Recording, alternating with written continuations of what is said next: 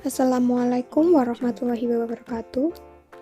Perkenalkan, nama saya Rizky Isnui Nur Hikmah dari S1 Pendidikan Kimia, Fakultas Matematika dan Ilmu Pengetahuan Alam, Universitas Muhammadiyah Semarang. Di sini saya akan menjelaskan tentang ikatan kimia. Apa itu ikatan kimia? Ikatan kimia adalah gaya tarik-menarik yang kuat antara atom-atom tertentu bergabung membentuk molekul atau gabungan ion-ion sehingga keadaannya menjadi lebih stabil. Dua atom atau lebih dapat membentuk suatu molekul melalui ikatan kimia. Ikatan kimia inilah yang terjadi karena penggabungan atom-atom yang membentuk molekul senyawa yang sesuai dengan aturan oktet. Jenis ikatan kimia ada dua, yang pertama ikatan primer dan yang kedua adalah ikatan sekunder. Ikatan primer adalah ikatan kimia di mana ikatan antar atomnya relatif besar. Sedangkan ikatan sekunder adalah ikatan antar molekul. Gaya ikatan sekunder timbul pada dipol atom atau molekul. Pada dasarnya dipol listrik timbul jika ada jarak pisah antara bagian positif dan negatif dari suatu atom dan molekul. Ikatan primer tersendiri dibagi menjadi tiga, yang pertama ikatan ion, ikatan kovalen, dan ikatan logam. Ikatan ion adalah ikatan yang terjadi akibat gaya tarik-menarik antara ion positif dan ion negatif. Ikatan ion ini terjadi antara unsur logam dengan unsur non-logam. Cirinya mempunyai titik didih dan titik leleh tinggi, gaya tarik-menarik antar partikel sangat kuat, tidak dapat menghantarkan listrik karena ion-ion yang berada dalam kristal sulit bergerak. Contohnya Na plus Cl menjadi NaCl. Sesuai dengan aturan oktet, atom natrium akan melepas satu elektron, sedangkan atom klorin akan menyerat satu elektron. Jadi setiap satu elektron klorin membutuhkan satu atom natrium. Akan tetapi tidak bisa diartikan bahwa satu atom Na+ hanya terikat pada satu ion Cl-. Selanjutnya adalah ikatan kovalen. Ikatan kovalen ini dibagi lagi menjadi tiga. Yang pertama ikatan kovalen polar, yang kedua ikatan kovalen nonpolar, dan yang ketiga adalah ikatan kovalen koordinasi. Perbedaan antara kovalen polar dan nonpolar. Pada kovalen polar larut dalam air, sedangkan kovalen nonpolar tidak larut dalam air. Kovalen polar memiliki pasangan elektron bebas, sedangkan kovalen nonpolar tidak memiliki.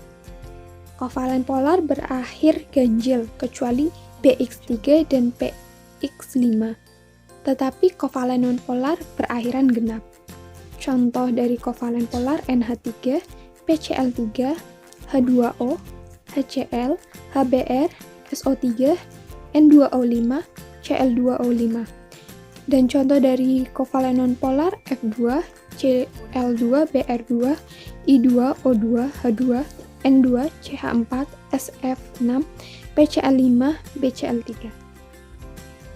Selanjutnya adalah kovalen koordinasi. Kovalen koordinasi adalah ikatan kovalen yang terbentuk dari pemakaian bersama elektron yang hanya disumbangkan oleh satu atom, sedangkan atom yang lain tidak menyumbangkan elektron. Ikatan ini dapat terjadi jika atom penyumbang memiliki PeB.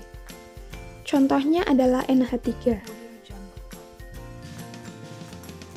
Selanjutnya adalah ikatan logam. Ikatan logam adalah ikatan kimia di mana gaya antar atomnya terbentuk karena penggunaan elektron bersama-sama, tetapi tanpa memiliki arah yang tertentu. Ikatan logam terjadi karena adanya delokalisasi elektron. Sebagaimana telah diketahui bahwa unsur logam mempunyai sedikit elektron valensi sehingga kulit terluar atom logam relatif longgar. Ikatan sekunder dibagi menjadi tiga. Yang pertama gaya London atau gaya dispersi adalah gaya tarik-menarik antar molekul-molekul dalam zat yang nonpolar. Yang kedua adalah ikatan hidrogen. Suatu gaya antar molekul yang relatif kuat terdapat dalam senyawa hidrogen yang mempunyai keelektronegatifan besar. Yang ketiga adalah gaya van der Waals. Gaya-gaya antar molekul secara kolektif disebut juga gaya van der Waals. Jadi, bisa dikatakan bahwa gaya London gaya dipol-dipol, dan gaya dipol-dipol terimbas semuanya tergolong gaya van der Waals. Selanjutnya adalah geometri molekul, teori dominan molekul. Teori dominan elektron adalah suatu cara meramaikan geometri molekul berdasarkan tolak-menolak elektron-elektron pada kulit luar atom pusat. Prinsip dasarnya yang pertama, antara domain elektron pada kulit luar atom saling tolak-menolak, sehingga domain elektron akan mengatur diri sedemikian rupa sehingga tolak-menolak di antaranya menjadi minimum. Yang kedua adalah pasangan elektron bebas, mempunyai gaya tolak yang sedikit lebih kuat daripada pasangan elektron ikatan. Hal itu terjadi karena pasangan elektron bebas hanya terikat pada satu atom, sehingga gerakannya lebih leluasa.